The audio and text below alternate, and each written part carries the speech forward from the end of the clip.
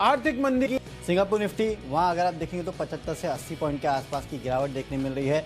और जाहिर सी बात है, जिस तरह से आपको कुशल ने हेडलाइंस में बताया कि यूएस में जो आर्थिक मंदी का कहीं ना कहीं फिर से टेंशन हो चुकी है, उसका इम्पैक्ट हमारे मार्केट्स पे देखने मिल रहा है। कल ओवरनाइट अगर आप देखेंगे तो डाउ में करीब 650 अंक के आसपास की गिरावट थी, नास्डैक में करीब 325 पॉइंट के आसपास की गिरावट देखी गई।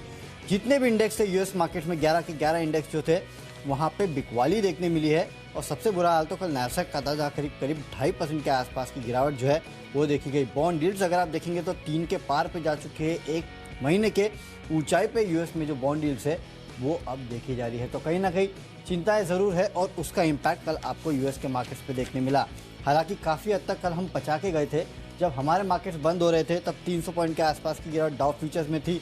उसके बाद जब डाउ बंद हुआ 650 पॉइंट के आसपास की गिरावट के साथ नास्डैक फ्यूचर में 200 पॉइंट की गिरावट थी।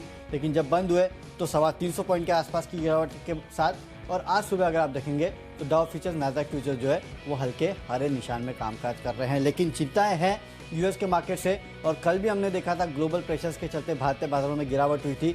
आज भी लग तो यही रहा है कि ग्लोबल प्रेशर्स के चलते भारतीय बाजारों में गिरावट होगी। लेकिन कुशल, ये सिंगापुर निफ्टी को देख के ना थोड़ा कॉन्फिडेंस आ रहा है एक्चुअली।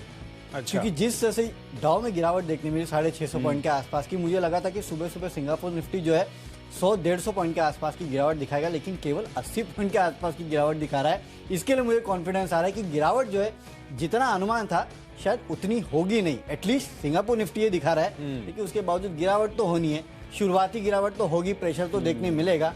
मैंने तो फिर से आज वही है, 5 खरीदारी 5 बिकवाली के कॉल्स। आपकी रणनीति क्या और आप कैसे देख रहे हैं? देखिए, मैं पूरा का पूरा सेटअप थोड़ा सा मुझे कमजोर होता हुआ लग रहा है और इसीलिए लार्जली मेरी सूची में आज बिकवाली के ही कॉल्स है। क्योंकि जिस तरह से ग्लोबल सेटअप नजर आ रहा है उसका इम्पैक्ट भारतीय बाजारों पर अगेन आज पड़ता हुआ नजर आ सकता है। क्योंकि नास्डैक अगर आप देखिए तो एक बड़ा कंसर्न बन रखा है। शुक्रवार के सत्र में भी 2% ज्यादा लुका था, तो 2 दिन में आप बैक टू बैक देखिए 4.5% से ज्यादा की गिरावट नास्डैक पर आती हुई नजर आई है। और IT स्टॉक्स पर्टिकुलरली अगर आप देखें तो कल भी वहां पर बड़ी पिटाई हुई।